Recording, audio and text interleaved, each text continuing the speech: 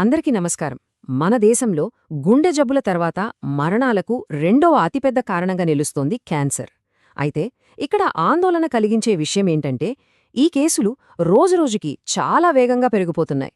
So ఈరోజు మనం ఈ పెరుగుదల వెనుక ఉన్న కారణాలేంటి, ముఖ్యంగా ఆంధ్రప్రదేశ్ రాష్ట్రాన్ని ఒక ఉదాహరణగా తీసుకుని లోతుగా విశ్లేషిద్దాం.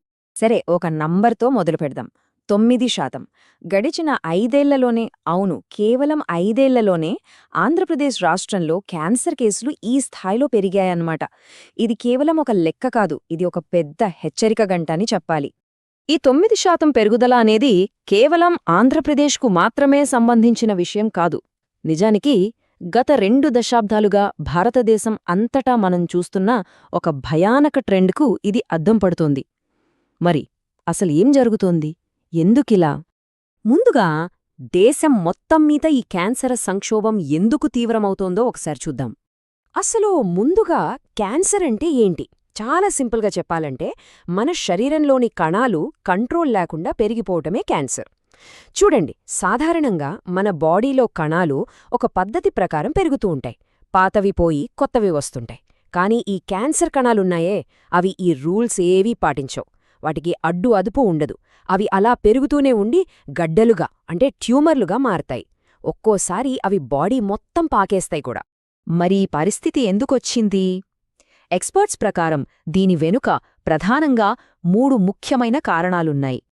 ఈ 3 కారణాలు అంటే జనాభాలో వస్తున్న మార్పులు, మన లైఫ్ స్టైల్, ఇంకా వ్యాధిని ఆలస్యంగా గుర్తించడం, ఇవన్నీ కలిసి ఒక డేంజరస్ సిచ్యువేషన్ని క్రియేట్ చేస్తున్నాయి.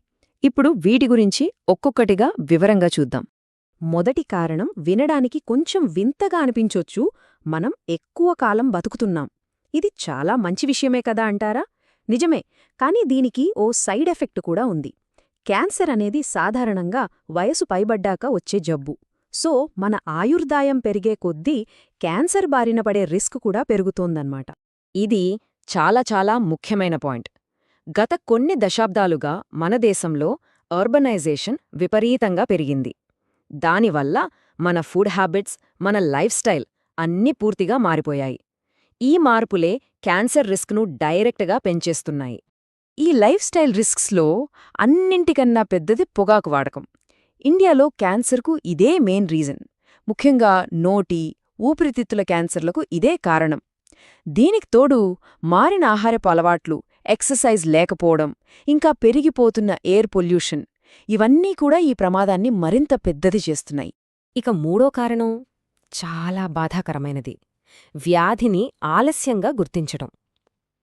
మన దేశంలో చాలామందికి క్యాన్సర్ లక్షణాల మీద సరైన అవగాహన ఉండదు, లేదా టెస్టులు చేయించుకునే సౌకర్యాలు అందుబాటులో ఉండవు. దీనివల్ల ఏమవుతోందంటే వ్యాధి ముదిరిపోయి చివరి స్టేజ్కొచ్చాకగాని బయటపడట్లేదు. అప్పుడు ట్రీట్మెంట్ చాలా కష్టం, ఖర్చు కూడా విపరీతంగా పెరిగిపోతుంది. సరే, ఇప్పటిదాకా దేశం మొత్తం పరిస్థితిని చూశాం. ఇప్పుడు దీన్ని దృష్టిలో పెట్టుకుని ఒక రాష్ట్రం మీద ఇది ఎలాంటి ప్రభావం చూపిస్తుందో పరిశీలిద్దాం. ఇప్పుడు మనం ఆంధ్రప్రదేశ్పై ఫోకస్ చేద్దాం.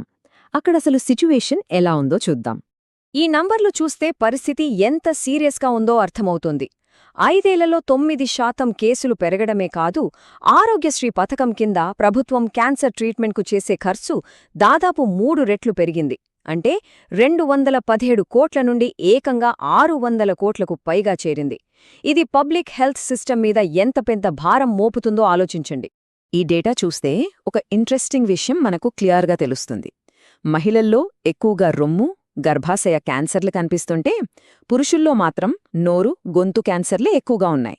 మరి ఈ తేడాకు కారణం ఏమై ఉంటుంది? దీనికి సమాధానం మన లోకల్ హ్యాబిట్స్లోనే ఉంది. గ్రామాల్లో పొగాకు, గుట్కా వాడకం విపరీతంగా ఉండటమే నోటి క్యాన్సర్లకు ప్రధాన కారణం.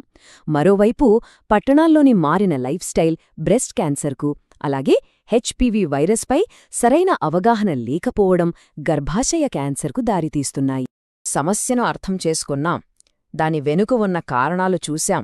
కానీ ఇప్పుడు అన్నింటికన్నా ముఖ్యమైన భాగం పరిష్కారం. ఈ క్యాన్సర్పై మనం ఎలా పోరాడగలం?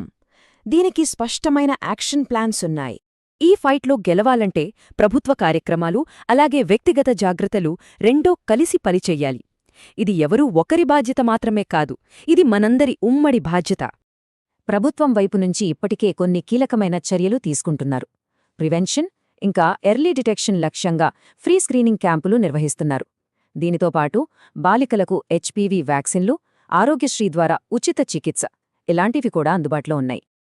అలాగే వ్యక్తిగతంగా కూడా మన ఆరోగ్యాన్ని కాపాడుకోవడానికి 3 సింపుల్ కాని చాలా పవర్ఫుల్ మార్గాలున్నాయి. 1. పొగాకును ఏ రూపంలో ఉన్నా సరే పూర్తిగా మానేయడం. ఇది చాలా పెద్ద మార్పును తీసుకొస్తుంది. 2. హెల్దీ లైఫ్ స్టైల్ను అలవాటు చేసుకోవడం. 3. ప్రభుత్వం అందిస్తున్న ఫ్రీ స్క్రీనింగ్ టెస్ట్లను తప్పకుండా ఉపయోగించుకోవడం. వీటి ద్వారా క్యాన్సర్ రిస్క్ను గణనీయంగా తగ్గించుకోవచ్చు. ఈ మాటను ఎప్పుడూ గుర్తుంచుకోవాలి.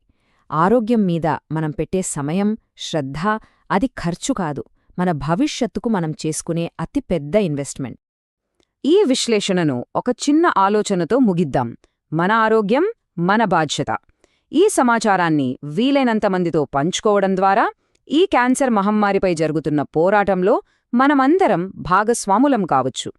ధన్యవాదాలు.